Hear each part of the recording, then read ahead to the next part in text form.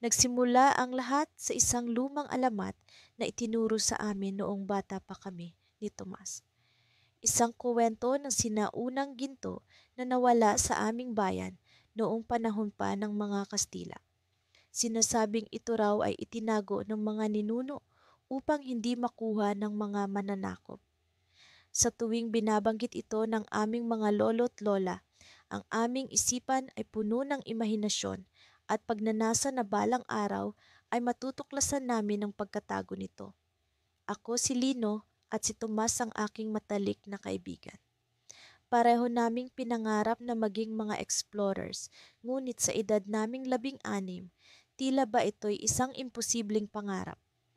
Gayunpaman, isang araw, habang kami naglalaro sa likod ng lumang simbahan, isang kakaibang bagay ang nangyari. Isang lumang mapa ang aksidenteng nahulog mula sa isang punit na parte ng dingding. Agad naming dinampot ito at inusisa. Pare, tingnan mo to, sabi ni Thomas, ang kanyang mga mata puno ng pananabik. Ito kaya yung mapa ng nawawalang ginto?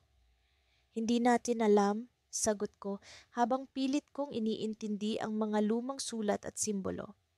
Pero mukhang ito nga, tingnan mo to, parang may mga marka kung saan ito maaaring nakatago.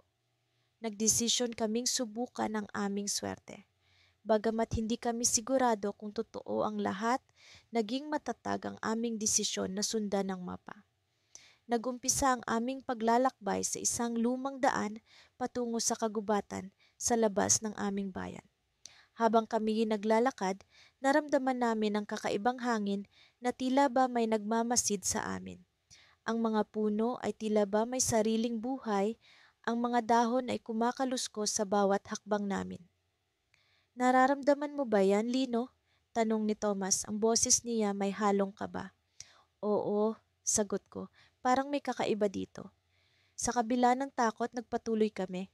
Sa bawat hakbang, mas lumalalim ang kagubatan, mas nagiging misteryoso ang paligid. Hanggang sa marating namin ang isang matandang tulay na yari sa kahoy. Ang mga ito ay tila ba marupok na, ngunit ito ang tanging daan patungo sa kabilang pampang kung saan ayon sa mapa matatagpuan ang susunod na bakas. Tiwala lang, Tomas, impeta, sabi ko, habang unti-unting tumatawid sa tulay. Ngunit sa gitna ng pagtawid, narinig namin ang isang malakas na kaluskos mula sa ilalim ng tulay. May tao ba sa ilalim? Tanong ni Thomas, nanginginig ang boses. Naghintay kami, nakikinig, ngunit wala kaming narinig na sumunod na ingay. Nagpatuloy kami sa pagtawid, ngunit bago pa man kami makarating sa kabila, bigla na lamang bumigay ang isang bahagi ng tulay. Sa isang iglap, naramdaman ko ang malakas na pagkabog sa aking dibdib habang kami bumagsak sa malamig na tubig ng ilog sa ibaba. Sa pag-ahon namin, napansin kong nawawala ang mapa. Agad kaming naghanap sa ilalim ng tubig, desperadong mahanap ito, ngunit tila ba ito'y nilamon na ng agos. Nang kami makarating sa pampang, punong-puno kami ng pagkadismaya at takot. Paano na ang aming paglalakbay kung wala ang mapa? Ngunit sa aming pag-akyat sa gilid ng ilog, isang kakaibang bagay ang bumungad sa amin. Sa likod ng makapal na halaman, may natagpuan kaming lumang lagusan. Tila ba ito'y sadyang itinago. Sa kabila ng aming pag-aalinlangan, nagdesisyon kaming pumasok. Ito na kaya ang simula ng mas malaking misteryo. Ang araw ay nasa kalagitnaan ng bukang, liwayway ng marating namin ni Kaloy, ang masukal na gubat sa dulo ng bayan. Sa gitna ng aming pangangapa sa makakapal na damo, naramdaman kong unti-unting lumalakas ang kabog ng dibdib ko. Hindi dahil sa takot, kundi sa pananabik. Sa wakas, narito kami, naglalakbay sa gubat na matagal ng bahagi ng alamat ng aming bayan. Sigurado ka bang tama ang binabasa mo sa mapa, Iday? Tanong ni Kaloy na halata sa boses ang pagkaalinlangan. Tiwala lang, Kaloy, sagot ko, bagamat hindi ko rin maitanggi sa sarili kung may konti akong duda. Ang hawak kong mapa ay lumanat kupas na para bang ilang beses nang sinubukang itago at ipasa sa iba. Ang mga marka sa papel ay halos burado, pero malinaw na nakaguhit ang mga simbolo. Isang puno, isang ilog, at isang bundok. Ang sabi ng matatanda, ang tatlong ito raw ang magdadala sa sinumang maghahanap patungo sa nawawalang ginto ng bayan. Wala pa tayong nakikitang ilog, dagdag ni Kaloy habang tumitingin-tingin sa paligid. Relax ka lang, hindi ito magiging madali pero kaya natin to, sabi ko habang patuloy na sinusuri ang mapa. Ang totoo, hindi ko rin alam kung ano ang eksaktong hinahanap namin. Lahat ng alam ko ay hindi ako papayag na umatras ngayon. Pagkalipas ng halos 1 oras ng paglalakad, narinig namin ang lagaslas ng tubig. Ilog! Bulalas ni Kaloy, sabay takbo patungo sa direksyon ng tunog. Agad akong sumunod sa kanya at sa wakas ay nakita namin ang isang maliit na batis na may malinaw na tubig. Napatigil kami saglit, pinagmamasdan kung may kakaibang bagay sa paligid. Hindi kaya ito ang ilog na tinutukoy sa mapa? Tanong ko, sinisilip ang gilid ng batis. Kung ito nga yon, nasaan ang susunod na palatandaan? Tanong ni Kaloy habang pinupunasan ang pawis sa noo. Napatingin ako sa mapa. Sa tabi ng guhit ng ilog, may nakasulat ng mga salitang waring isang babala. Sipkadal is, kung nais makita ang ginto, sundan ng mga anino. Anidi ang iham. Anino? Bulong ni Kaloy. Anong anino? Wala namang anino rito. Hintayin natin ang sikat ng araw, sagot ko. At tama nga ako, habang tumataas ang araw, unti-unting lumitaw ang mga anino ng mga puno sa paligid. Sa pagitan ng mga anino may isang bagay ang nakatawag ng pansin ko, isang tila kakaibang hugis na hindi bahagi ng karaniwang anino ng mga puno. Kaloy, tingnan mo to, tumuro ako sa lupa. Nakita namin ang isang anino na hugis palaso na parabang tinuturo ang isang direksyon. Hindi na kami nag-aksaya ng oras, sinundan namin ang direksyon ng anino, dumaan sa mas makakapal na bahagi ng gubat hanggang sa makarating kami sa isang malaking puno na natatakpan ng baging. Kakaiba ang punong to, sabi ni Kaloy habang kinakapa ang magaspang na balat ng punong kahoy. Parang ito ang nasa mapa. Agad akong naghahanap ng palatandaan at doon ko napansin ang isang maliit na ukit sa katawan ng puno, isang bilog na may guhit sa gitna. Iday, ano to? Tanong niya sabay turo sa ukit. Parang simbolo ng araw, sagot ko. Sinubukan kong hawakan ang bahagi ng puno kung nasaan ang ukit at laking gulat ko nang biglang bumukas ang isang maliit na pintuan sa katawan nito. Ano to? Halos mapasigaw si Kaloy. Sa loob ng puno may isang maliit na kahon na gawa sa kahoy. Kinuha ko iyon ng maingat habang kapwa kami kinakabahan at nasasabik. Binuksan namin ang kahon at naroon ang isang piraso ng papel na tila sulat. Basahin mo, sabi ni Kaloy, halata ang panginginig sa boses. Binasa ko ng malakas ang nakasulat. Ang totoong kayamanan ay hindi nakatago sa lupa, kundi nasa puso ng mga tapat at magkaibigang naglalakbay ng magkasama. Ngunit kung nais niyong malaman ang susunod na hakbang, hanapin ang bundok sa silangan. Napatingin kami sa isa't isa. Bundok sa silangan? Ibig sabihin, hindi pa ito ang wakas? Tanong ni Kaloy. Hindi pa man namin natutunto ng bundok, may narinig kaming kaluskos mula sa likuran. Napalingon kami at doon namin nakita ang isang matandang lalaki na nakasuot ng mahabang balabal. Hindi lahat ng naghahanap ay nararapat makakita, sabi ng matanda. Malamig ang boses. Sigurado ba kayong nais niyong ipagpatuloy ang paghahanap? Napalunok ako. Sino siya? Anong ginagawa niya rito? At paano niya nalaman ang tungkol sa aming misyon? Ngunit bago pa man kami makasagot, bigla siyang naglaho na parang usok at sa kanyang iniwang bakas ay may nakaukit na mga letra sa lupa. Afananin amigitrin. Mag-ingat. Danitan. Napatitig kami ni Kaloy sa isa't isa. Parehong hindi sigurado kung magpapatuloy pa ba kami o babalik na lang. Ngunit sa kabila ng lahat, Alam kong hindi pa tapos ang aming kwento. At sa kabila ng babala, may kung anong puwersang nagtutulak sa amin na hanapin ang bundok sa silangan at ang lihim na maaaring naghihintay doon. And iasaksisin, itutuloy. Ang gabi ay pumatak na parang tinta sa kalangitan nang kami magpasyang ipagpatuloy ang aming paglalakbay. Ako, si Lando, at ang aking matalik na kaibigan, si Ramon, ay kasama ko sa isang misyon na pinaniniwalaan naming magbibigay ng kaliwanagan sa aming bayan, ang nawawalang ginto na matagal nang hinahanap ng aming mga ninuno. Mabilis kaming bumagtas sa makapal na kagubatan.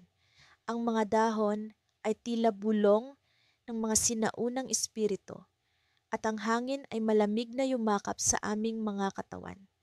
Sa kabila ng dilim, ang aming determinasyon ay nagniningning na parang mga bituin sa malayong kalawakan. Sa bawat hakbang, ramdam ko ang tibok ng aking puso.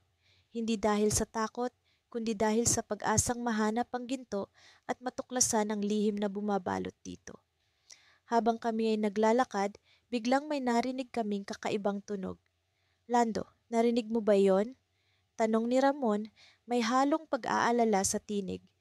Tumigil kami at nagmasid sa paligid. Ang tunog ay tila isang mabigat na bagay na bumagsak sa lupa. Dapat nating tingnan iyon, sabi ko, at sabay kaming nagtungo sa direksyon ng tunog. Sa aming pagtahak, nakita namin ang isang bahagi ng kagubatan na tila hindi pa naaabot ng sinuman. Ang mga puno ay mas malalaki at ang mga ugat nito ay parang mga ahas na nakahandusay sa lupa. Sa gitna ng mga puno, natagpuan namin ang isang lumang balon na natatakpan ng makapal na damo at lumot. Ang balon ay napapalibutan ng mga sinaunang ukit na tila mga simbolo ng aming bayan. Ito na siguro ang hinahanap natin, bulong ni Ramon, puno ng excitement. Nagdesisyon kaming tingnan ang loob ng balon. Gumamit kami ng lubid upang makababa. Sa bawat hakbang pababa, ramdam ko ang lamig na sumasakal sa amin. Ang loob ng balon ay madilim at ang amoy ng lupa ay napakasangsang. Bigla, sa ilalim ng aming mga paa, naramdaman ko ang isang bagay na hindi lupa. Ramon, may nararamdaman akong kakaiba dito. Sigaw ko habang ang kaba ay bumalot sa aking dibdib. Dahan-dahan naming nilinis ang lupa at natuklasan ang isang kahon na yari sa ginto. Ang kahon ay may mga ukit na katulad ng nasa balon. Ito na nga, nahanap na natin, sabi ni Ramon. Ang kanyang mga mata ay nagliliwanag sa saya. Pinilit naming buksan ang kahon, ngunit sa aming pagkabigla, isang malakas na tunog ang nagmula rito. Kasunod nito, ang lupa sa paligid namin ay nagsimulang gumalaw, tila may buhay na bumangon mula sa kailaliman. Sa aming pagkagulat, ang balon ay tila lumalalim pa, at ang mga pader nito ay bumubukas, nagsisiwalat ng isang lagusan patungo sa isang lugar na hindi namin alam. Ano ito, Lando? Tanong ni Ramon, ang kanyang tinig ay naguguluhan. Hindi ko alam, pero kailangan nating alamin, sagot ko, puno ng tapang kahit ang puso ko'y kumakabog sa takot. Nagpasya kaming pasukin ang lagusan. Ang dilim ay lalo pang tumindi, ngunit ang aming pagnanasa na malaman ang katotohanan ay mas maliwanag pa sa araw. Sa loob ng lagusan, naririnig namin ang mga tinig na tila umaawit. Ang mga tinig ay parang alingawngaw ng mga matatandang kwento na naririnig namin noong kami mga bata pa. Lando, narinig mo ba ang mga tinig? Tanong ni Ramon. Oo, at tila tinatawag tayo, sagot ko, habang ang aking mga mata ay pilit na inaaninaw ang daan sa unahan. Sa wakas, narating namin ang dulo ng lagusan. Ang aming mga mata ay napako sa isang tanawin na hindi namin inaasahan. Sa gitna ng isang malawak na silid ay nakatayo ang isang malaking rebulto. Ang rebulto ay yari sa ginto at kumikinang sa liwanag ng mga sulo na nakapalibot dito. Ito ay larawan ng isang matandang mandirigma. Ang kanyang mga mata ay nakatingin sa kawalan, tila bantay ng isang mahalagang lihim. Sa ilalim ng rebulto, naroon ang isang altar na puno ng iba't ibang kayamanan. Hindi lang ginto kundi mga hiyas na kumikinang sa kadiliman. Hindi lang ginto ang ating natagpuan, Ramon, sabi ko, habang ang aming mga mata ay hindi makapaniwala sa aming nakita. Ngunit sa aming paglapit, naramdaman namin ang malamig na hangin na bumalot sa aming paligid at isang malakas na tinig ang bumulong sa aming mga tainga. Hindi lahat ng kayamanan ay nakatakdang makuha. Napatingin kami sa isa't isa, ang aming mga puso ay puno ng tanong. Ano ang ibig sabihin ng tinig na iyon? Bakit kami ang nakahanap sa lihim na ito? Sa kabila ng aming tagumpay sa paghahanap, naramdaman namin na ang aming kwento ay hindi pa tapos. At sa aming paglabas sa lagusan, alam naming ang tunay na pakikipagsapalaran ay nagsisimula pa lamang. Sa kabila ng aming pagod at hirap sa paglalakbay, hindi kami nawala ng pag-asa ni Miguel sa paghahanap ng nawawalang ginto ng bayan. Ang alingawngaw ng kayamanan ay matagal nang bumabalot sa aming munting komunidad, parang isang mahiwagang awit na umaakit sa sinuman na may tapang at determinasyon. Sa gitna ng aming paglalakbay, natutunan namin na hindi lamang ang ginto ang kayamanan, kundi ang bawat hakbang na aming tinatahak ay may sariling halaga. Isang umaga, habang ang mga sinag ng araw ay unti-unting bumabalot sa kalangitan, narating namin ang isang kakaibang lugar. Ang paligid ay puno ng mga matatayog na puno na tila ba nagbabantay sa isang sinaunang lihim. Sa gitna ng kagubatan, nakita namin ang isang lumang kubo na halos natatakpan na ng mga baging at lumot. Miguel, nararamdaman mo ba iyon? Tanong ko sa kanya habang unti-unting lumalapit sa kubo. May kakaibang aura ang lugar na tila ba nag-uudyok sa amin na pumasok. Oo, parang may humihila sa atin papasok. Ngunit mag-ingat tayo, Juan. Hindi natin alam kung ano ang naghihintay sa loob. Sagot ni Miguel habang siya'y naglalagay ng kamay sa aking balikat bilang tanda ng pag-iingat. Sa loob ng kubo, natagpuan namin ang mga sinaunang gamit na tila ba iniwan ng nagdaang panahon. Isa sa mga iyon ay isang lumang mapa na may kakaibang marka. Sa gitna nito, may hugis ng isang bituin na tila ba nag-uugnay sa iba't ibang lugar. Sa tabi nito, may mga salitang nakasulat sa wikang hindi namin lubos na maintindihan. Miguel, ito na kaya ang susi sa hinahanap nating ginto? Tanong ko habang pilit na inuunawa ang mga nakasulat. Maaaring ito nga, Juan, ngunit kailangan natin ng tulong upang lubos na maunawaan ito. Sagot ni Miguel habang maingat na iniinspeksyon ang mapa. Dapat nating dalhin ito kay Lola Iska. Siya lang ang may kakayahang makaintindi sa mga ganitong lihim ng nakaraan. Agad kaming nagpasya na bumalik sa bayan upang ipakita ang natagpuan namin kay Lola Iska, ang kilalang matalino at mapagkakatiwalaang tagapagsalaysay ng aming komunidad. Sa aming paglalakbay pabalik, napansin namin ang kakaibang paggalaw sa paligid. Parang may sumusunod sa amin, mga aninong nagtatago sa likod ng mga puno at mga tunog ng kaluskos sa likuran. Miguel, nararamdaman mo ba iyon? Parang may nakamasid sa atin. Bulong ko kay Miguel habang binibilisan namin ang aming mga hakbang. Oh, Juan, kailangan nating maging maingat at huwag magpadalos-dalos. Sagot ni Miguel habang iniikot ang kanyang paningin sa paligid. Nang malapit na kami sa bayan, bigla na lang may tumambad na grupo ng mga hindi kilalang tao sa aming daraanan. Ang kanilang mga mata ay puno ng pagnanasa at galit, tila ba may plano silang hindi maganda. Mga bata, ibigay ninyo sa amin ang mapa, utos ng pinuno ng grupo habang nakataas ang kanyang kamay. Alam namin kung ano ang hinahanap ninyo. Ang ginto ay hindi para sa inyo. Naramdaman ko ang mabilis na pagtibok ng aking puso. Alam kong nasa panganib kami, ngunit hindi kami maaaring magpaawat.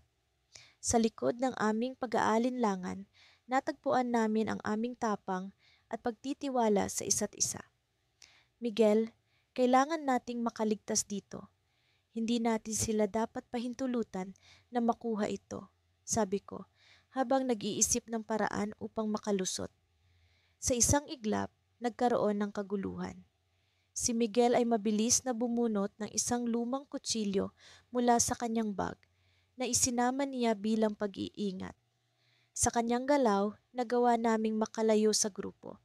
Tumakbo kami ng buong bilis, hindi alintana ang pagod at takot. Nang matiyak naming wala nang sumusunod sa amin, huminto kami sa isang ligtas na sulok. Pareho kaming hingal, ngunit may nangiti sa aming mga labi. Alam namin na hindi pa tapos ang laban, ngunit ang aming pagkakaibigan at determinasyon ang siyang nagbigay sa amin ng lakas. Pagbalik namin sa bayan, agad kaming nagpunta kay Lola Iska.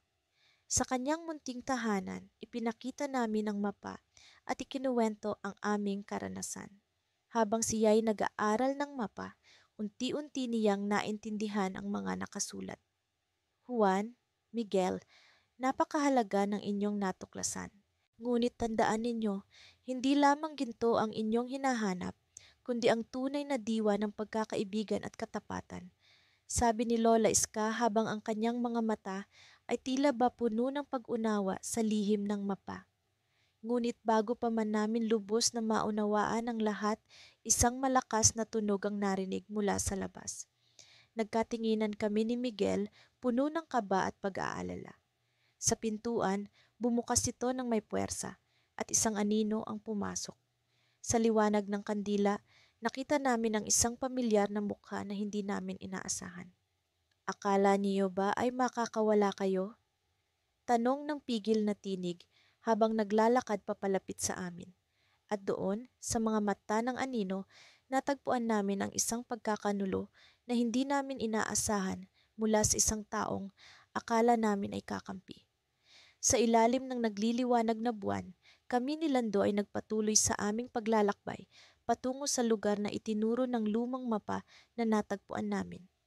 Matapos ang ilang araw na paglalakad sa kagubatan, narating namin ang isang malagintong ilog na tila kumikinang sa ilalim ng liwanag ng kalangitan. Ang tubig ay bumubulong sa aming mga paa at ang hangin ay puno ng mga tunog ng kalikasan.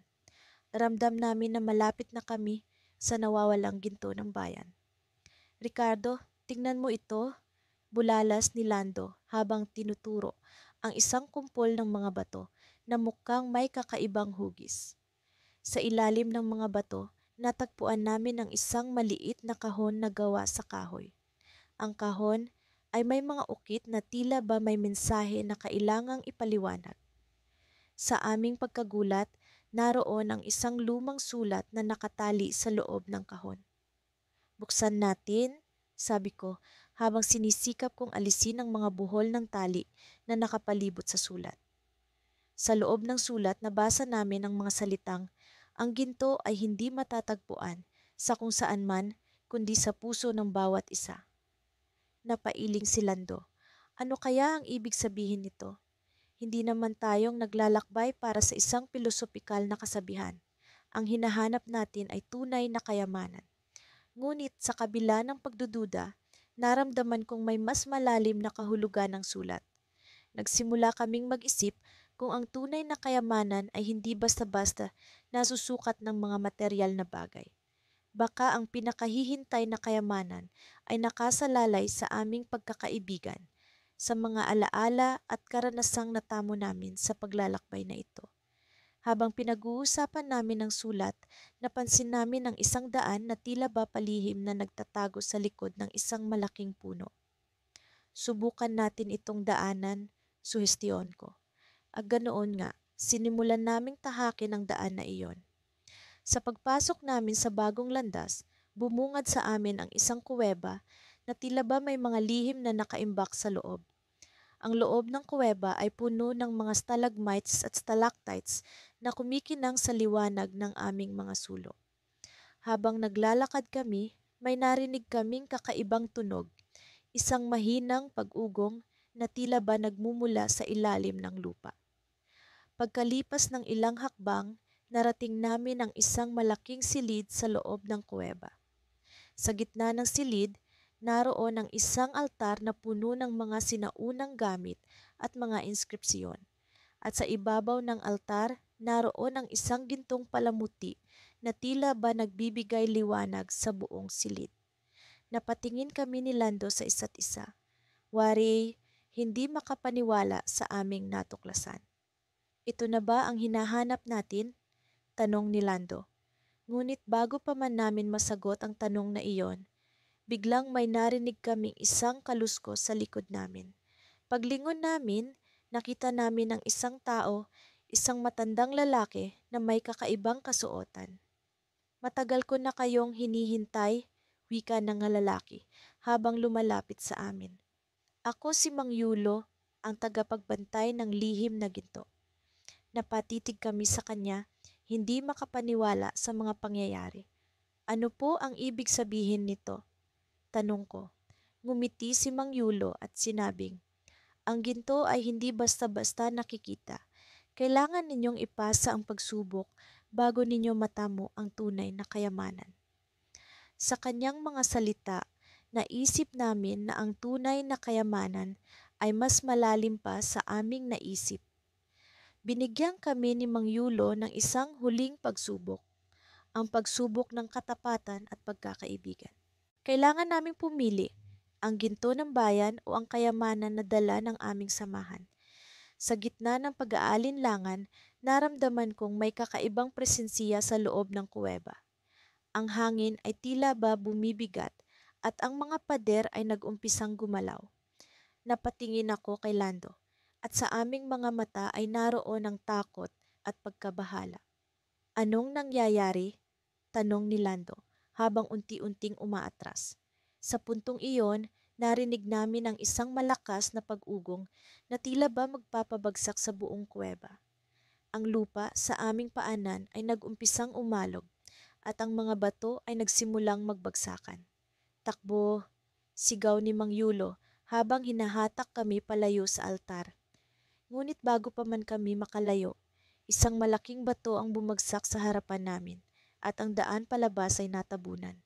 Napatingin kami sa paligid at sa aming harapan ay naroon ang altar, kumikinang at tila ba nag-aanyaya. Ngunit sa likod ng altar ay may isang pintuan, isang daan patungo sa hindi namin alam. Sa gitna ng kaguluhan, kailangan naming pumili, ang kayamanan na nasa aming harapan o ang misteryosong daan sa likod.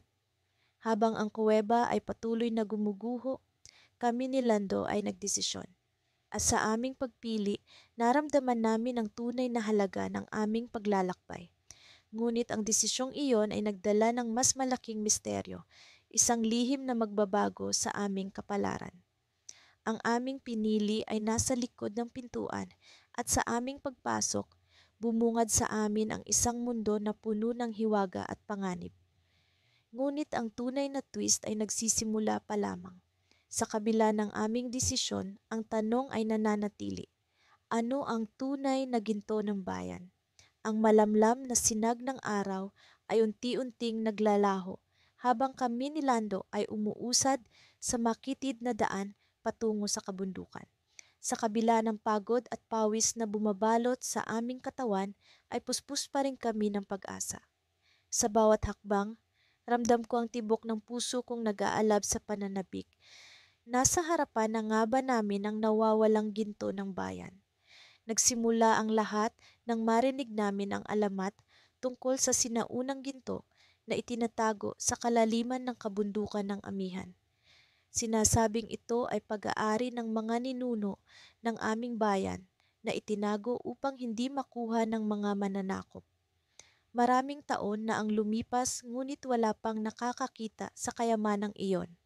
Hanggang sa kami ni Lando ay makakita ng kakaibang pahiwatig sa lumang aklat ng kanyang lolo. Sigurado ka bang dito ang daan, Jaime? Tanong ni Lando, na panakanakang sinusulyapan ang lumang mapa. Sa kabila ng pagod, hindi maikakaila ang ningning sa kanyang mga mata. Isang ningning na kasing tingkad ng sa akin. Oo, Lando, Ayon sa mapa, sa likod ng malaking bato sa dulo ng landas na ito ay may lihim na lagusan. Sagot ko, pilit pinipigilan ang sarili na mangamba. Habang palalim kami ng palalim sa kagubatan, napansin ko ang kakaibang katahimikan. Tanging ang mga huni ng ibon at ang kaluskos ng aming mga yapak ang naririnig. Ayon sa kwento, marami na ang nagtangkang pasukin ang kabundukan, ngunit hindi na muling nakabalik. Sa pagkakataong ito, kami ay may ipinaglalaban, hindi lamang ang pagkatuklas sa nawawalang ginto, kundi pati na rin ang pag-asang maibalik ang sigla ng aming bayan. Dumating kami sa harap ng tinutukoy na malaking bato. Nanlaki ang mga mata ko sa laki at taas nito. Sa unang tingin, tila imposibleng makahanap ng lagusan sa likod nito. Ngunit sa kumpiyansang dala ng aming matagal na pananaliksik, sinimulan namin ni Lando ang paghahanap. Sa paglipas ng oras, unti-unting bumaba ang moral namin. Wala yata talaga, Jaime. Baka isang alamat lang ang lahat ng ito, sabi ni Lando na may halong panghihinayang. Ngunit hindi ako nawala ng pag-asa. Muling binalikan ko ang mapa at pinagmasdan ng bawat detalye. Hanggang sa may napansin akong kakaiba, isang munting marka sa gilid, tila ba isang hudyat. Teka, Lando, tingin mo, ito kaya ang susi? Sinundan namin ang marka at sa hindi inaasahan, isang maliit na siwang ang nakita namin sa likod ng bato. Siguro mga 2 talampakan ang lapad, sapat lang para makapasok ang isang tao. Nagsimula kaming maghukay sa paligid nito hanggang sa tuluyang bumukas ang lagusan. Nagkatinginan kami ni Lando, kinabahan ngunit puno ng determinasyon. Ito na yon, Jaime. Handa ka na ba? Tanong niya habang inaabot ang aking kamay. Tumango ako at sabay kaming pumasok sa madilim na lagusan. Sa loob, ramdam ko ang lamig at ang bigat ng hangin. Madilim ang paligid, ngunit sapat ang liwanag mula sa aming mga dalang ilawan upang makita ang daan. Habang naglalakad sa makipot na lagusan, iba't ibang imahe ang pumapasok sa isip ko. Mga tanong tungkol sa ginto, sa aming bayan, sa kahihinatnan ng aming paglalakbay, hanggang sa makarating kami sa isang mas maluwag na bahagi ng lagusan. Sa gitna nito ay may isang sinaunang altar. Sa ibabaw ay may mga ukit na tila ba simbolo ng mga ninuno. Ito na nga yun, bulong ko kay Lando na hindi makapaniwala sa aming natuklasan. Ngunit sa kabila ng aming nararamdaman, may isang bagay na bumabagabag sa akin. Sa gilid ng altar ay may isang pinto na tila ba gawa sa kahoy na matagal nang isinara. Hindi ito bahagi ng mapa, kaya't nagdulot ito ng pag-aalala sa aking kalooban. Sa kabila ng pagdududa, lumapit kami sa pinto at sinubukang buksan. Kasabay nito, biglang nag-ingay ang buong paligid, tila ba umalingaw-ngaw ang mga boses ng mga ninuno. Lando, may mali yata rito, sigaw ko habang ang pinto ay unti-unting bumubukas. Sa pagbungad ng pinto, isang liwanag ang bumalot sa amin.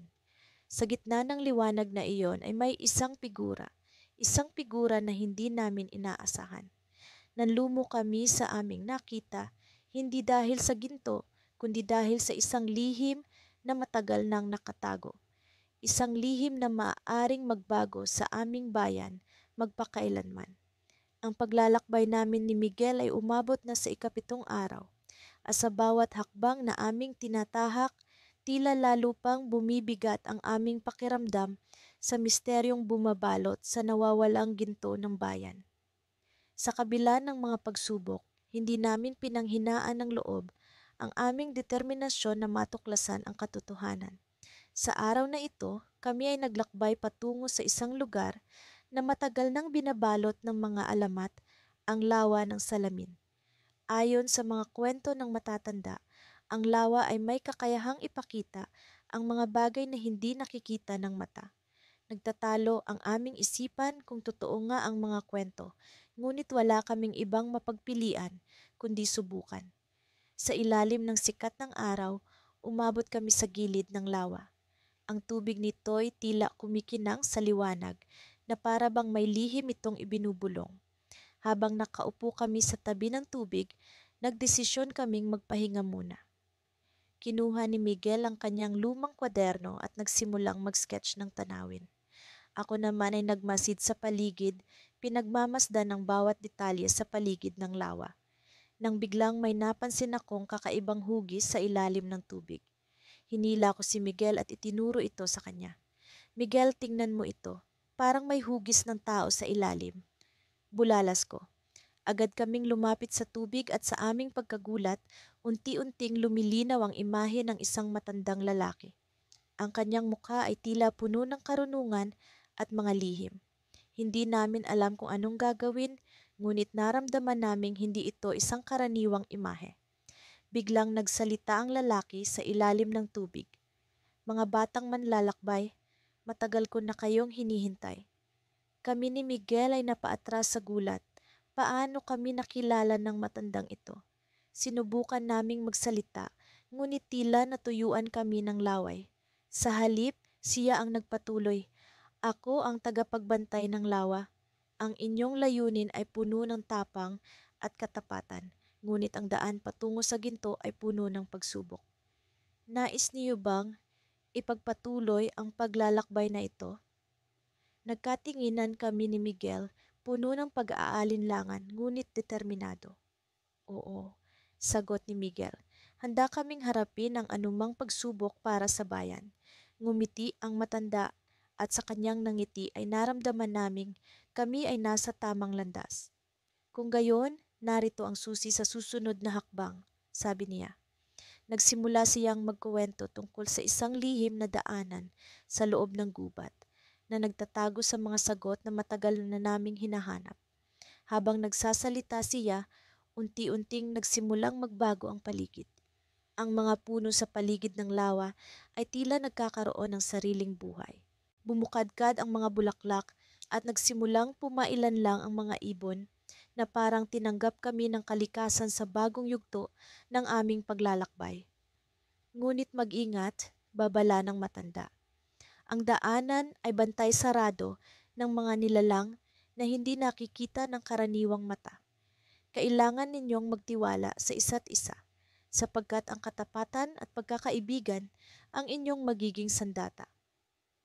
Sa mga salitang iyon, unti-unting naglaho ang imahe ng matanda, ngunit iniwan niya sa amin ang isang simbolong nakaukit sa isang bato. Ang simbolo ay isang susi na may mga ukit ng dahon at mga bituin. Dala ang bagong pag-asa, kami ni Miguel ay nagpasya ng magpatuloy sa loob ng gubat. Habang kami naglalakad, naramdaman namin ang kakaibang tahimik na bumabalot sa paligid. Ang simoy ng hangin ay tila bumibigat at ang mga dahon ay naglalagas ng walang hangin. Sa gitna ng gubat, bigla kaming huminto nang marinig ang isang tunog, isang munting pagkaluskos na tila ba may sumusunod sa amin. Napatingin kami sa isa't isa at sa sandaling iyon, lumitaw sa likuran namin ang isang pares ng nagliliwanag na mata. Ang mga mata ay nagmula sa isang nilalang na hindi namin inaasahan, isang malaking lobo na tila puno ng galit. Ang kanyang anyo'y mistulang isang bantay ng kalikasan, tagapagbantay ng daanan. Hindi namin alam kung paano kami makakatakas, ngunit sa kabila ng takot, narinig ko ang tinig ng matanda sa aking isip. Magtiwala sa inyong pagkakaibigan. Naramdaman kong mahigpit na hawak ni Miguel ang aking kamay. Sa sandaling iyon, nagdesisyon kami na harapin ang lobo, nang may paniniwalang ang aming pagkakaibigan ang magiging susi sa tagumpay. Ngunit bago pa man kami makagalaw, ang lobo ay naglaho, iniwang kaming may misteryong hindi pa lubos na nauunawaan. Sa pagtatapos ng araw, kami nagpatuloy sa aming paglalakbay, dala ang bagong pag-asa at ang tanong, sino ang tunay na tagapagbantay ng ginto ng bayan at ano ang kanyang tunay na layunin? Sa aming paglalakbay, hindi ko maiwasang mapansin ang kakaibang anyo ng kalikasan sa paligid.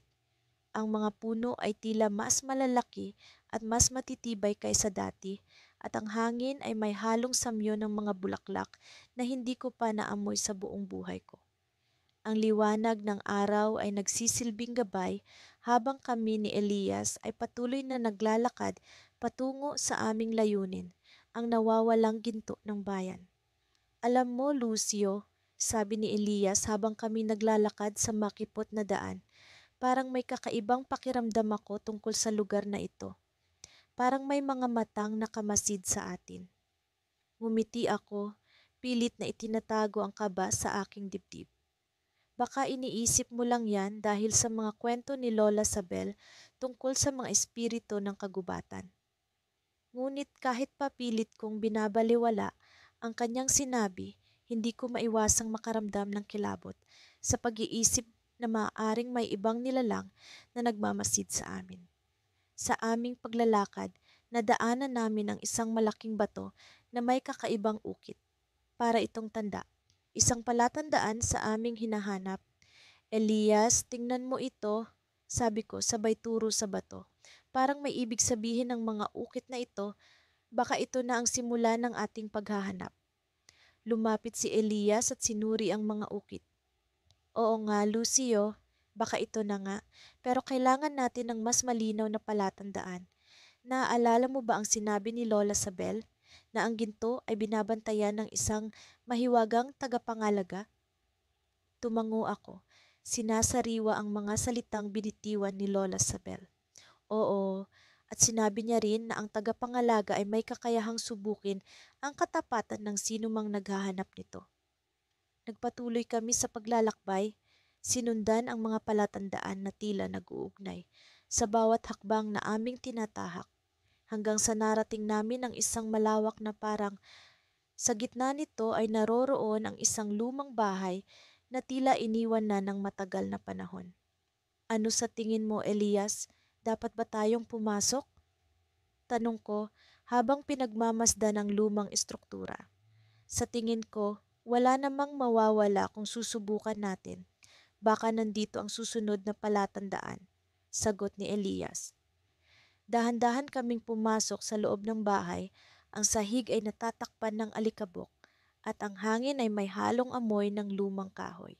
Sa gitna ng silid ay may isang lamesa at sa ibabaw nito ay may isang lumang libro. Lumapit kami ni Elias sa lamesa at binuksan ang libro. Sa loob nito ay may mga larawan ng mga lugar na aming nadaanan. Ngunit sa huling pahina ay may isang mapa na hindi namin nakita noon. Lucio, tingnan mo ito, wika ni Elias. Parang ito ang mapa patungo sa ginto. Ngunit habang tinititigan namin ang mapa, biglang may narinig kaming kaluskos sa likuran. Nagsimula akong kabahan, ngunit si Elias ay tila kalmado lang. Siguro hangin lang iyon, sabi niya, ngunit alam kong may pag-aalala rin sa kanyang boses. Nagpatuloy kami sa pag-aaral sa mapa, ngunit naramdaman kong may hindi tama. Sa likod ng aking isipan ay may bumubulong na babala, isang pakiramdam na hindi ko maipaliwanag. At bigla, ang pinto ng bahay ay bumukas na tila hinihipan ng malakas na hangin. Sa pag-aakalang may ibang tao, kami nagmadali ni Elias patungo sa pinto. Ngunit nang kami lumabas, nakita namin ang isang matandang lalaki. Hindi niyo ba alam na ang ginto ay hindi para sa inyo? Tanong ng lalaki. Ang kanyang mga mata ay tila lumalagos sa aming kaluluwa. Patawad po, pero kami po ay naghahanap ng ginto para sa aming bayan. Sagot ni Elias, ang kanyang boses ay puno ng determinasyon. Ngumiti ang matandang lalaki, ngunit ang kanyang ngiti ay tila may kaakibat na lihim. Ang ginto ay para lamang sa mga may malinis na hangarin. May dalawa lamang kayong pagpipilian. Ipagpatuloy ang paghahanap o talikuran ang lahat. Nagkatinginan kami ni Elias, ang aming pagkakaibigan ay sinusubok ng pagkakataon. Ngunit sa aking puso, alam ko na ang aming hangarin ay hindi lamang para sa aming sarili, kundi para sa buong bayan. Handa kaming ipagpatuloy ang paghahanap, sagot ko, sabay tingin kay Elias na tila ba nang hihingi ng kumpirmasyon. Ngumiti si Elias at sa sandaling iyon, alam kong kami magkasama sa anumang mangyayari. Ngunit habang kami nag-uusap, biglang naglaho ang matandang lalaki at kami naiwan na nagtataka kung siya ba ay totoo o bahagi lamang ng isang misteryo. Ang aming pagpili ay nagbukas ng bagong landas, isang landas na puno ng panganib at hindi tiyak na kinabukasan. Ngunit sa likod ng aming mga isip, alam namin na ang ginto ay hindi lamang ang aming hinahanap, kundi ang tunay na halaga ng aming pagkakaibigan. Sa aming patuloy na paglalakbay, unti-unting sumisikat ang araw sa likod ng mga bundok, nagbibigay ng liwanag sa landas na aming tinatahak. Ako si Lino at kasama ko ang aking matalik na kaibigan na si Aning. Sa nakalipas na mga araw, napakaraming pagsubok ang aming hinarap sa paghahanap ng nawawalang ginto ng aming bayan na ayon sa alamat ay nasa loob ng isang mahiwagang kuweba. Habang kami naglalakad, biglang nagbago ang ihip ng hangin, tila may kakaibang presensya. Sinundan namin ang isang makipot na daan na natatakpan ng mga matataas na damo. Hindi nagtagal, narating namin ang bunganga ng isang kuweba na may kakaibang ukit sa mga dingding nito. Ang mga simbolo ay tila nagsasalita ng isang lihim na kwento, isang kwento na hindi namin lubos na maunawaan. Nariyan na nga ba tayo, Lino? Tanong ni Aning habang unti-unti niyang iniabot ang kanyang kamay upang hawakan ang malamig na bato sa bungad ng kuweba. Pakiramdam ko, ito na nga ang hinahanap natin, sagot ko, habang pinaglalaruan ang ideya na baka sa loob ng kuwebang ito nakatago ang ginto. Pumasok kami sa loob at agad naming naramdaman ang malamig na hangin na tila humahaplos sa aming balat. Sa bawat hakbang, ang aming mga ilawan ay nagbigay liwanag sa madilim na daanan. Ang bawat tunog ng aming mga paa sa batong lupa ay tila bumabalik, nag-ambag sa misteryosong katahimikan ng paligid. Sa kalagitnaan ng aming paglalakad, napansin namin ang mga sinaunang inskripsyon sa dingding ng kuweba. May mga hugis na tila tao, hayop, at kakaibang mga simbolo na hindi namin maunawaan. Bigla kong naalala ang kwento ng aming mga ninuno na ang ginto ay may tagapagbantay, isang nilalang na matagal nang nananahan sa kuweba. Nagpatuloy kami sa paglalakbay hanggang sa narating namin ang isang malawak na silid sa loob ng kuweba. Sa gitna nito ay may isang mataas na altar na tila gawa sa purong ginto. Ang aming mga mata ay nagningning, hindi dahil sa kasakiman, kundi dahil sa pag-asang makapagbigay kami ng karangalan sa aming bayan. Narito na ang ginto, sigaw ni Aning habang nagmamadali siyang lumapit sa altar. Ngunit bago pa man kami makalapit, isang malakas na dagundong ang narinig mula sa likuran. Sa isang iglap, isang higanting anino ang lumitaw, bumabalot sa buong silid. Ang inskripsyon sa dingding ay tila gumagalaw at ang mga simbolo ay nagmistulang buhay. Isang nilalang na may maladyos na anyo ang bumaba mula sa kisame ng kuweba. Ang mga mata nito ay kumikinang sa dilim. Ikaw ang tagapagbantay, bulong ko sa sarili habang ang takot ay unti-unting bumalot sa aking puso. Hindi ninyo ito madadala, sabi ng nilalang na may tinig na tila nagmumula sa kaibuturan ng lupa. Ang ginto ay hindi para sa inyo. Para sa aming bayan ito, sagot ni Aning, puno ng tapang sa kabila ng panganib. Makakatulong ito sa aming mga kababayan. Ngunit ang nilalang ay tila hindi nakikinig, sa halip ay nagpakita ito ng iba pang mga inskripsyon sa dingding. Sa mga ito, nakita namin ang kwento ng mga naunang naghangad ng ginto, mga tao na hindi na nakabalik sa kanilang mga tahanan. Kami nagkatinginan ni Aning, puno ng pag-aalinlangan. Dapat ba kaming magpatuloy o umatras na lamang? Ang aming pagkakaibigan at katapatan sa isa't isa ang naging sandigan namin sa mga oras ng pagdududa. Sa isang iglap, isang ideya ang pumasok sa aking isipan. Baka hindi ito tungkol sa ginto, Aning, sabi ko. Baka ito ay tungkol sa kung paano tayo magiging matapat sa ating bayan at sa isa't isa.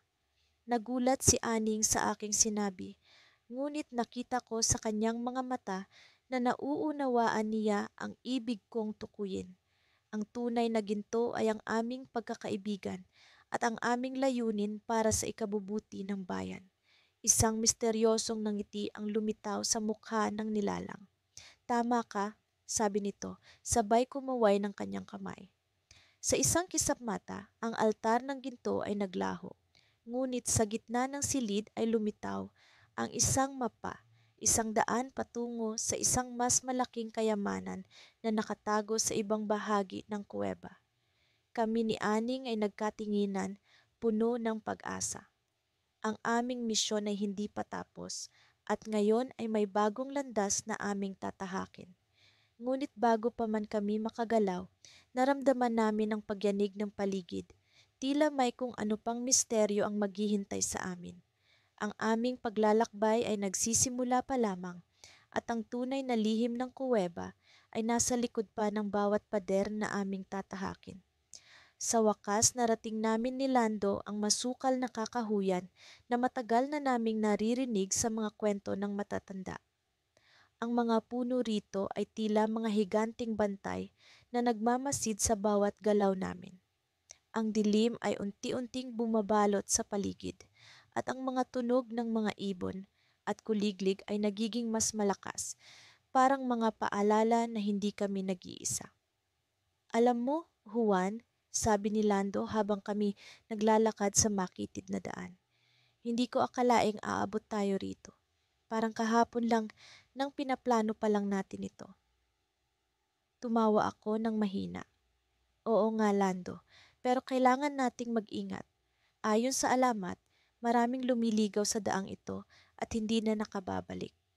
Ngunit sa kabila ng panganib, hindi namin magawang umurong. Ang gintong hinahanap namin ay hindi lamang basta-basta kayamanan. Ito ay simbolo ng pag-asa para sa aming bayan na matagal nang nagdurusa sa kahirapan. Kung matagpuan namin ito, hindi lamang ang mga pamilya namin ang makikinabang, kundi ang buong komunidad. Habang naglalakad kami, napansin kong tila may kakaiba sa mga yapak namin sa lupa. Lando, tingnan mo ito, sabi ko habang itinuturo ang mga bakas sa lupa. Parang may nauna sa atin. Lumapit si Lando at sinuri ang mga bakas. Mukhang bago lang ito, Juan. Hindi kaya may iba pang naghahanap ng ginto? Napaisip kami pareho. Kung may ibang grupo na nauna sa amin, wala kaming ideya kung sila'y kaibigan o kalaban. Ngunit hindi kami pwedeng magpatinag. Kailangan naming mahanap ang ginto bago pa man magising ang buong kaguluhan na maaaring dala ng iba. Patuloy naming sinundan ang mga bakas hanggang sa umabot kami sa isang maliit na bukal na nakatago sa likod ng malalaking bato. Ang tubig ay napakalinaw at sa ilalim nito ay may makikita kaming kumikinang na tila mga piraso ng ginto. Agad kaming lumapit at sinuri ito. Juan, tingnan mo ito. Mukhang ginto nga. Bulalas ni Lando habang siya'y yumuko at idinakot ang kanyang kamay sa tubig. Ngunit sa aking paglapit, napansin kong may kakaibang bagay sa ilalim ng tubig. Hintayin mo, Lando, sabi ko, parang may ukit sa ilalim. Nang tingnan naming mabuti, may nakita kaming mga simbolo na tila bahagi ng isang mapa. Ito yata ang susi sa tamang lokasyon ng ginto, sabi ko. Ngunit hindi ko maiintindihan ang mga simbolo. Habang sinusuri namin ang mga simbolo, bigla naming narinig ang mga yabag ng tao mula sa aming likuran. Agad kaming nagtago sa likod ng mga bato, iniwan ang mga kumikinang na piraso sa tubig. Sa aming paglingon, nakita namin ang tatlong lalaking pawang may bitbit na mga machete at may suot na pormal na damit na hindi akma sa lugar na ito. Sigurado ka bang dito yon, Rico? Tanong ng isa sa mga lalaki na may malalim na boses. Oo, dito ko nakita ang mga bakas. Sagot ng tinatawag na Rico na tila siya ang pinuno. Natawa ang pangatlong lalaki. Kung totoo ang mga alamat, hindi tayo dapat magtagal rito. Baka mawala pa tayo kagaya ng iba. Tahimik kaming naghintay at nagmasid habang patuloy nilang sinasaliksik ang paligid. na hindi nila alam na kami nagmamasid mula sa aming pinagtataguan. Sa bawat hakbang nila, nararamdaman namin ang tumitinding pag-aalala. Kung mahuli nila kami, hindi namin alam kung anong magiging kapalaran namin. Baka kailangan nating umalis na, Juan, bulong ni Lando. Hindi na ligtas dito. Ngunit bago pa man kami makagalaw, may narinig kaming malakas na kalabog mula sa malayo, na tila may bumagsak na puno. Agad na nagtinginan ang tatlong lalaki at isa-isa silang umatras, tila natakot sa kung anumang panganib ang dala ng ingay na iyon. Nang makaalis na ang mga lalaki, saka lang kami muling nakahinga ng maluwag. Ano kaya iyon, Juan? Tanong ni Lando, na halatang nag-aalala. Hindi ko alam, pero baka ito na ang pagkakataon natin para makaalis, sagot ko. Ngunit bago pa man kami makaalis, naramdaman namin ang paggalaw ng lupa sa ilalim namin. Hindi ito lindol, ngunit tila may bagay na gumagalaw sa ilalim. Sa aming paglingon, nakita namin ang isang maliit na siwang na dahan-dahang bumubuka sa lupa, na tila nag-aanyaya sa amin na pumasok. Nagkatinginan kami ni Lando, parehong puno ng kaba ngunit may kasamang pag-asa. Ano kaya ang naghihintay sa amin sa ilalim ng lupa? Ang ginto ba o isang mas malaking panganib? At sa puntong iyon, napagtanto naming dalawa na wala ng atrasan. Kailangan naming alamin ang katotohanan kahit ano pa man ang kapalit. Sa wakas, narating namin ni Lila ang paanan ng bundok ng mga alitaptap. Matagal na itong ibinabalita sa aming bayan na pinamumugaran ng mga mahiwagang nilalang. Ang bundok na ito ang huling destinasyon namin, ang huling bakas ng nawawalang ginto ng bayan. Sa likod ng aming pagod na katawan, nandoon ang sigla ng aming damdamin at ng aming paniniwala sa isa't isa. Matagalin na natin itong pinaghandaan, Kai. Hindi tayo susuko kahit ano ang mangyari. Ani Lila, sabay kabig ng kanyang bag. Tumango ako, hinigpitan ng kapit sa tali ng aming lumang mapa na nagbigay sa amin ng direksyon sa buong paglalakbay na ito. Hindi ko rin maalis ang kaba sa aking dibdib, ngunit mas nangingibabaw ang kagustuhan naming mahanap ang ginto upang muling maibalik ang kasaganaan sa aming bayan. Nagsimula kaming maglakad paakyat sa bundok. Ang mga alitaptap ay tila mga bituin sa lupa, naglalakbay ng malaya sa paligid namin. Ang kanilang liwanag ay gabay sa aming daan, nagbibigay ng kakaibang liwanag sa madilim na kagubatan. Habang umaakyat, napansin namin ang kakaibang tunog, parang bulong ng hangin, ngunit may halong pag-awit. Kai, naririnig mo ba iyon? Tanong ni Lila. Tumigil kami saglit upang pakinggan ang musika ng bundok. Hindi ito ordinaryong tunog. May mga salitang hindi namin maunawaan, ngunit tila kami ay inaanyayahan na lumapit. Nagpatuloy kami sa paglalakad. Sa bawat hakbang, palakas ng palakas ang tunog. Hanggang sa nakarating kami sa isang maliit na kuweba na natatakpan ng mga halaman. Naramdaman ko ang malamig na hangin na nagmumula sa loob. Sa loob, nakita namin ang isang lumang pintuan na yari sa kahoy na may mga ukit ng alitaptap. Tila ito ang pinagmumula ng musika. Dito na kaya ang ginto? Tanong ni Leila, puno ng pag-asa sa kanyang tinig. Tayo na, Kai, buksan natin. Dahan-dahan kong itinulak ang pintuan. Sa likod nito, bumungad sa amin ang isang malawak na silid na puno ng mga alitaptap na naglalakbay sa ere. Sa gitna, isang lumang pedestal ang nakalagay, at sa ibabaw nito ay isang maliit na kahon.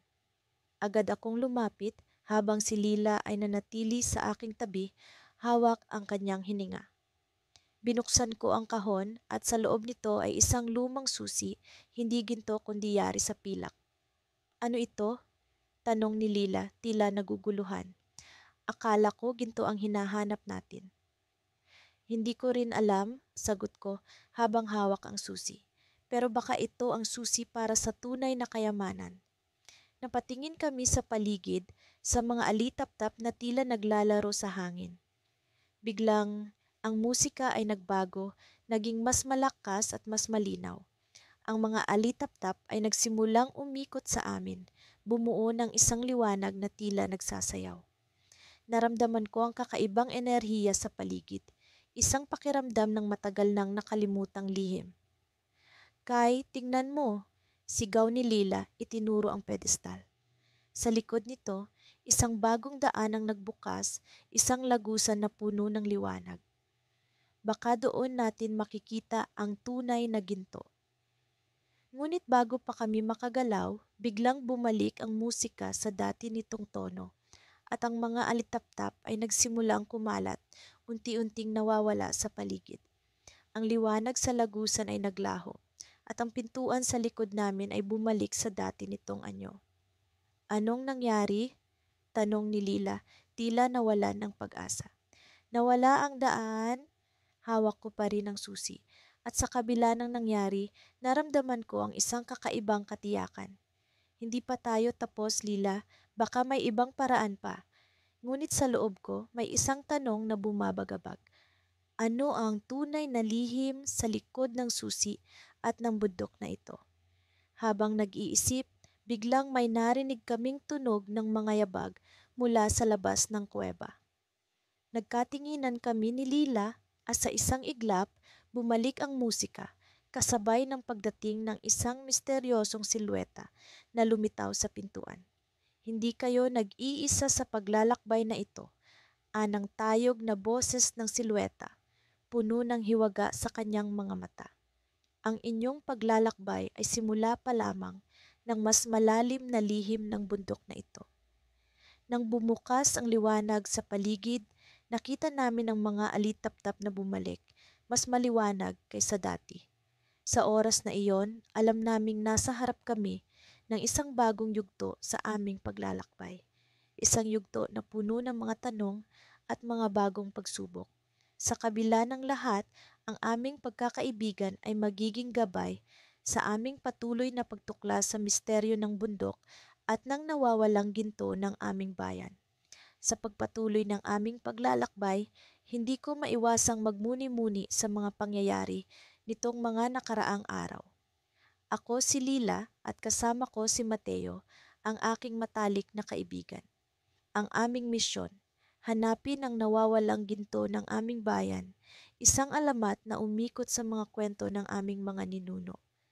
Matapos ang mahabang paglalakbay sa makapal na kagubatan at mapanganib na bangin, narating namin ang isang lugar na tila wala sa mapa. Ang hangin ay may kakaibang lamig at ang paligid ay balot ng misteryo. Napansin namin ang isang lumang gusali na halos natatakpan ng mga baging at puno. Sinabi ni Mateo, ito kaya ang lugar na hinahanap natin? Ang gusali ay tila isang sinaunang templo. May mga ukit na hindi ko mawari kung anong wika. Habang papasok kami, naririnig namin ang alingawngaw ng aming mga hakbang sa loob ng madilim na bulwagan. Ang bawat tunog ay tila may kahulugan, parang may buhay ang lugar na ito. Sa gitna ng bulwagan, may isang altar na gawa sa bato. Nakita namin ang mga palamuti na tila ginto. Ngunit sa aming paglapit, napagtanto namin na peke ang mga ito. Lila, baka ito na ang nawawalang ginto, ani Mateo na puno ng pag-asa. Ngunit may kakaiba akong nararamdaman. Ang damdaming ito ay parang babala.